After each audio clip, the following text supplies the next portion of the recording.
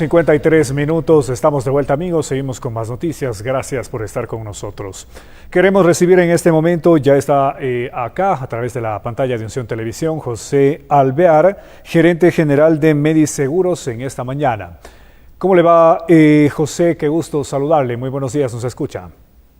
Hola Wilmer, ¿cómo estás? Buenos días y buenos días a los televidentes de toda la región del Austro, que estoy seguro que lo siguen perfectamente.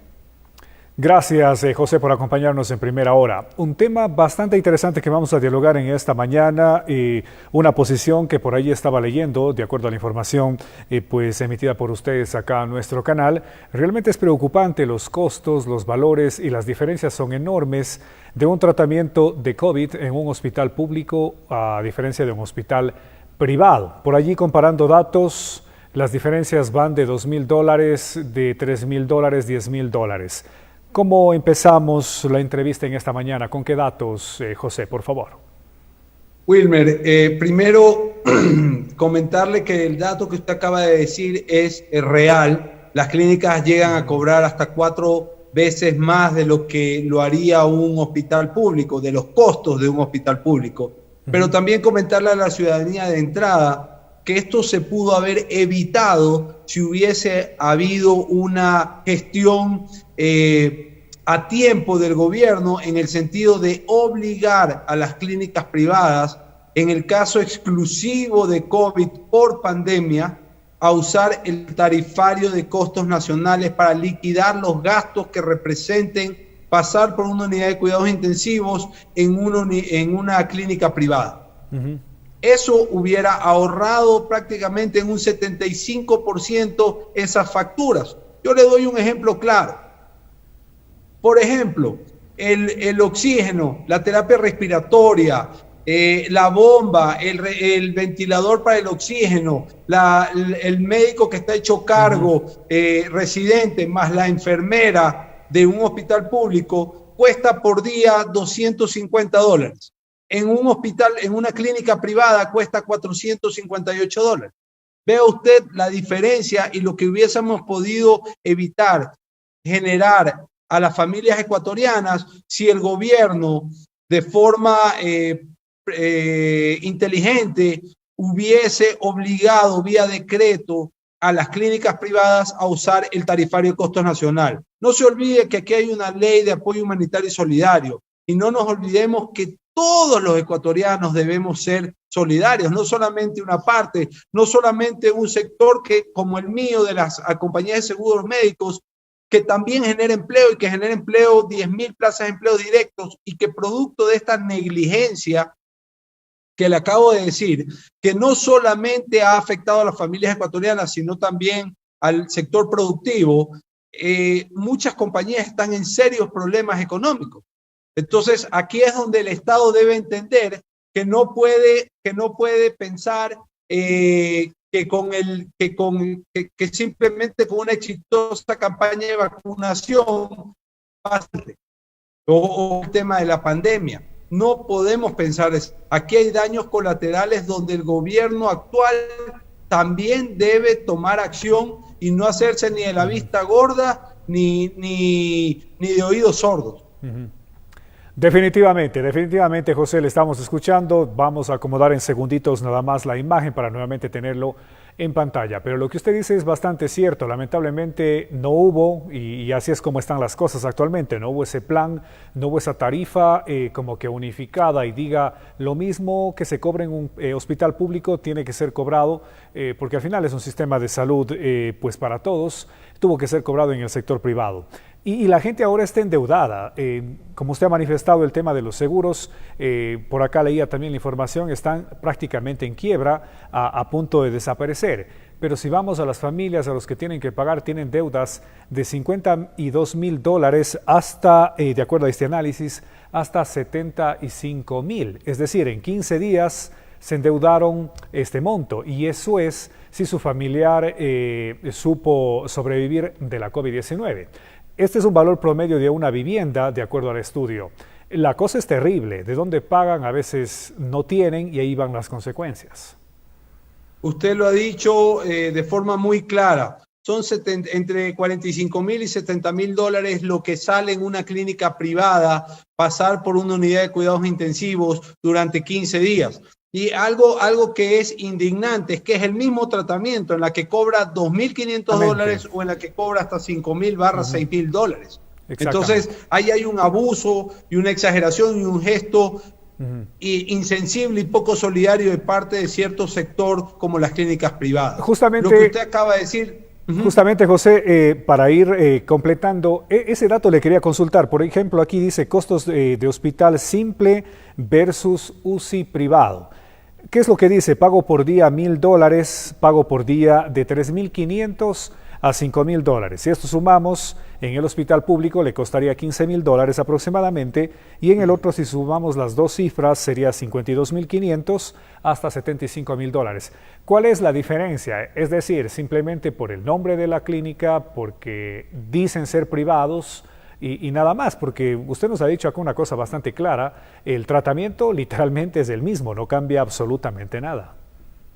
La respuesta es que depende del criterio comercial de las clínicas para cobrar entre 2.500 y 5.000/6.000 dólares. Es increíble, porque es indignante, porque realmente esto quebró a las familias ecuatorianas. Usted minutos atrás decía una realidad muy triste. Las familias ecuatorianas, para poder ingresar a una clínica privada, debían hacer un prepago entre 8.000 y 20.000 dólares, depende de la clínica a la que iban. Aparte, firmar pagarés, firmar letras de cambio. Imagínese usted una cuenta de 70.000 dólares que un ecuatoriano promedio paga en una vivienda a través de un banco, pero lo paga durante 20 años. Acá las clínicas inhumanamente exigen que se pague en 2, 3 meses. En el caso de las personas que salen vivas, y los que mueren en el intento dejan a sus familias endeudadas, y si no llegan a arreglos no les entregan el cadáver.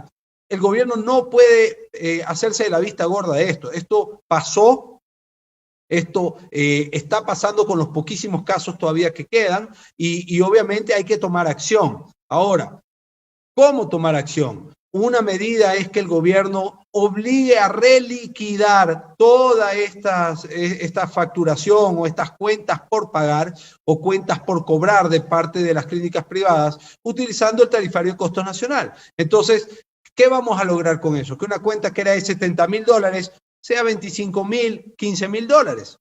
Y más allá de que sea una deuda, que nadie la quiere desconocer, porque evidentemente una clínica privada hace un gasto, pero es una deuda más manejable que tener una deuda de 70.000 dólares y en muchos casos, licenciado, por parientes que no pudieron superar el COVID. Otro caso también que es lamentable y que el gobierno tiene que tomar cartas en el asunto son las familias de los médicos que murieron en primera línea hace un año atrás cuando recién arrancó la pandemia. Claro. Yo le quiero comentar a sus televidentes que las familias de esos médicos que murieron simplemente recibieron un diploma de cartón que dice que son héroes nacionales y una indemnización de 200 dólares. Eso es una falta de respeto. Entonces, el gobierno tiene que rectificar esta actitud y hay que darle el respectivo respeto con una indemnización que valga la pena a estas familias, y hay que hacer una respectiva reliquidación aplicando el tarifario de costos nacionales, porque solamente de esa manera a las familias ecuatorianas y a quienes también generamos empleo nos vas a ayudar como gobierno a reactivar económicamente este país. Claro. Y no nos vas a quebrar, porque las empresas cuando empiezan a sufrir iliquidez, ¿qué es lo primero que hacen, licenciados y televidentes? Recortar personal. Entonces, el gobierno con estas medidas, o al no darse cuenta de que estamos con daños colaterales, está aportando a los 5 millones de desempleados que actualmente hay en el país. Definitivamente.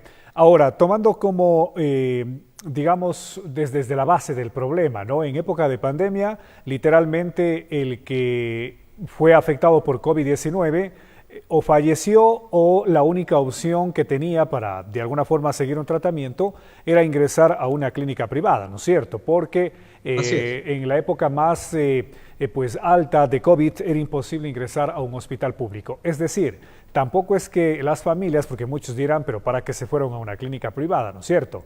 En ese momento debemos entender de que no había opción, y la única opción para salvar la vida de sus familiares era irse a una clínica privada.